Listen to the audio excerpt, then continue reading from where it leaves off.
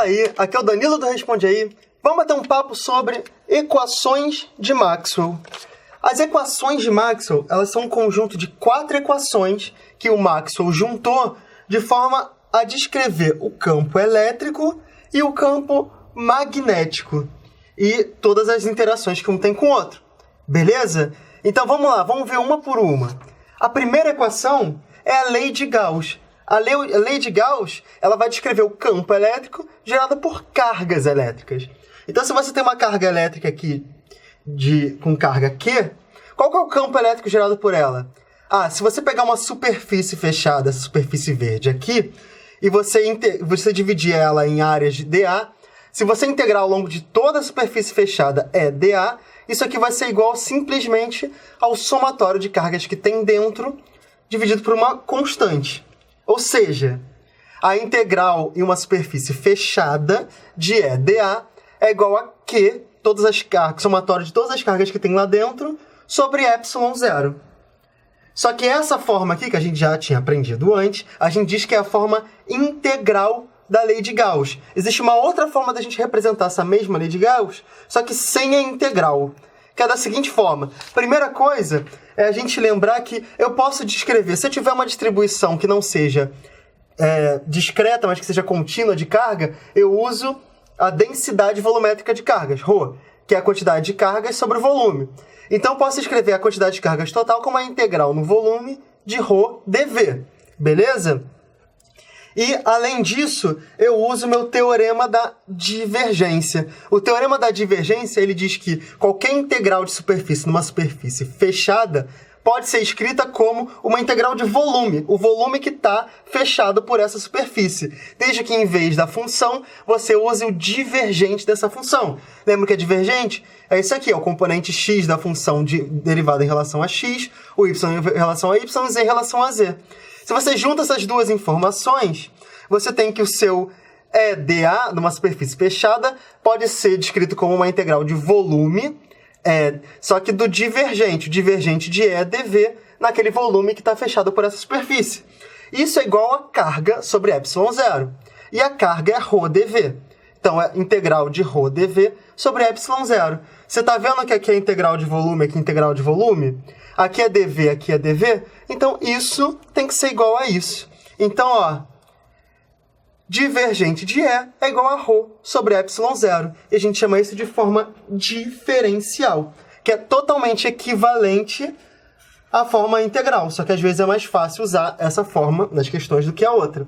Beleza? A segunda lei de Maxwell é a lei de Gauss magnética. O que acontece em vez de um campo elétrico, eu tenho um campo magnético. Só que tem um detalhe.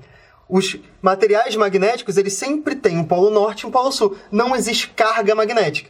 O campo magnético, ele sempre vem de polos.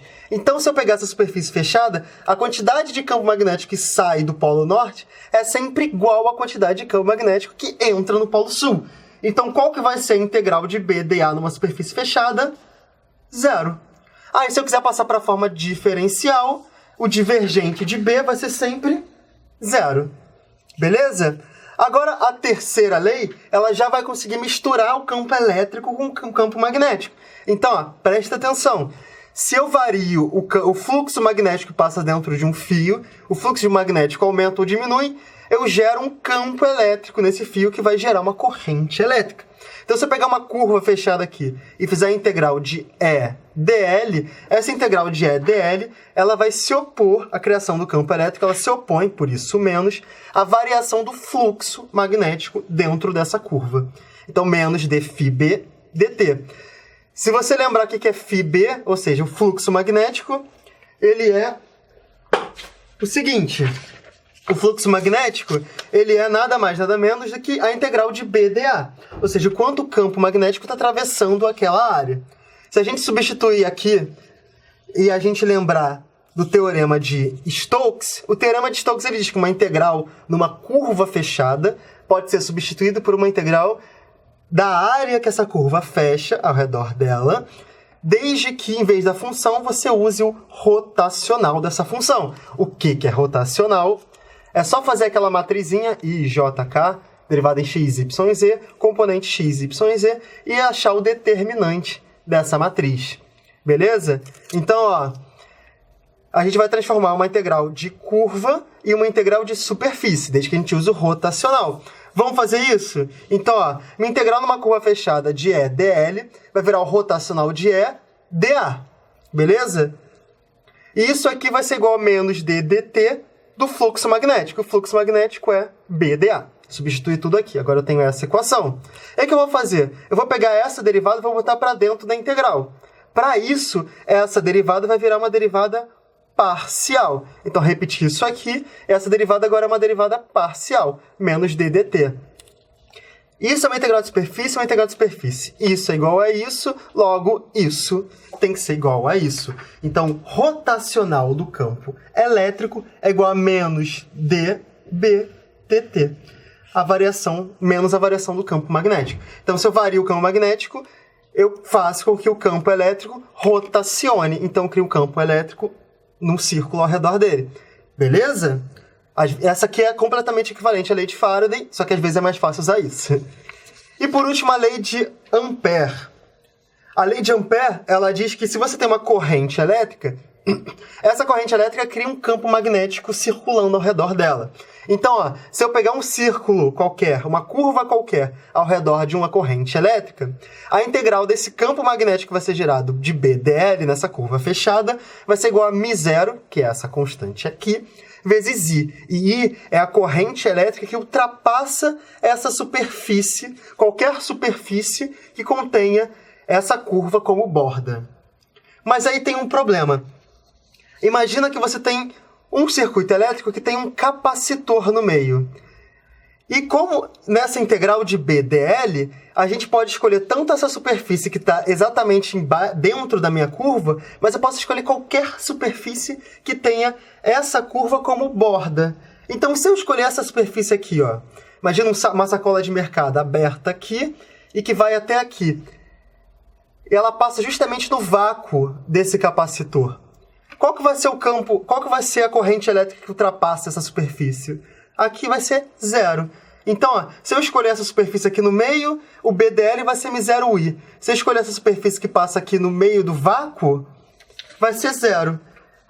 Então tem uma inconsistência, né? Aí o Maxwell, por isso vai ser lei de Ampère-Maxwell, descobriu que inconsistência é essa. Ele diz que aqui no meio eu não tenho corrente elétrica, mas aqui o campo elétrico varia. Então se eu tenho uma variação de fluxo magnético, eu gero um campo elétrico. Então se eu tiver uma variação de fluxo elétrico, eu também gero um campo magnético. O contrário também acontece. Então uma integral de BdL, além do μ0I, eu ainda tenho um μ0ε0, variação de fluxo elétrico. E essa variação de fluxo elétrico aqui, ele chamou de corrente de deslocamento. Lembrando que fluxo elétrico é integral de EdA numa superfície.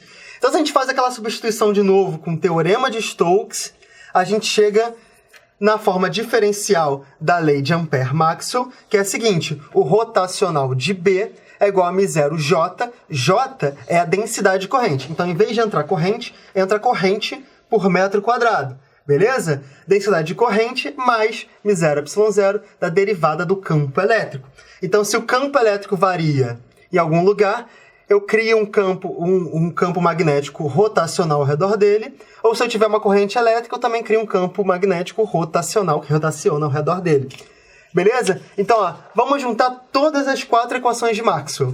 Então, aqui todas as formas da forma integral na forma diferencial. Repare, integrais de superfície fechada viraram divergente, integrais de curvas fechadas viraram rotacional. Lembra que numa curva a gente tem uma rotação e numa superfície a gente vai ter o campo saindo ou entrando. A gente vai ter um campo divergindo ou convergindo. Beleza? Aí, olhando para essas equações, o Maxwell percebeu uma coisa. Se eu vario o campo elétrico, eu gero um campo magnético. Se eu vario o campo magnético, eu gero um campo elétrico. Então, ó, imagina que eu pego uma carga elétrica e começo a oscilar essa carga para cima e para baixo. Eu vou criar uma variação de campo elétrico. Essa variação de campo elétrico vai gerar um campo magnético. E esse campo magnético também vai variar. Uma variação de campo magnético vai gerar uma variação de campo elétrico. Essa variação de campo elétrico gera um campo magnético. Um vai alimentando o outro, a gente tem uma onda eletromagnética. Essa onda eletromagnética é um campo elétrico que sua variação gera um campo magnético e um campo magnético que sua variação gera um campo elétrico. E isso tudo vai se propagando. Então, se a gente pegar essa propriedade matemática dos rotacionais e dos divergentes, o rotacional do rotacional, e substituir nas equações de Maxwell, a gente vai chegar nas seguintes equações para o campo elétrico e para o campo magnético. Isso aqui, essa derivada segunda, é o que a gente chama de Laplaciano. O Laplaciano nada mais é do que a derivada segunda da componente x em relação a x, do y em relação a y, z em relação a z. Beleza? Então, o Laplaciano de E é igual a μ0 ε0 da derivada segunda de E em relação ao tempo. E a mesma coisa para o B. O que isso parece? Parece uma equação de onda em 3 dimensões. A equação de onda, a onda eletromagnética, só é verdade que isso é uma equação de onda caso isso aqui seja 1 sobre v ao quadrado, μ0 ε0. E se a gente substituir μ0 ε0 aqui, a gente tem que a velocidade vai ser 1 sobre raiz quadrada de μ0 ε0. Jogando os valores lá dentro, a gente chega a 3 vezes 10 oitava. O que é 3 vezes 10 oitava? Velocidade da luz. E assim o Maxwell descobriu que a luz é uma onda eletromagnética. Beleza? Esse vídeo te ajudou? Então responde aí. Bons estudos e até a próxima.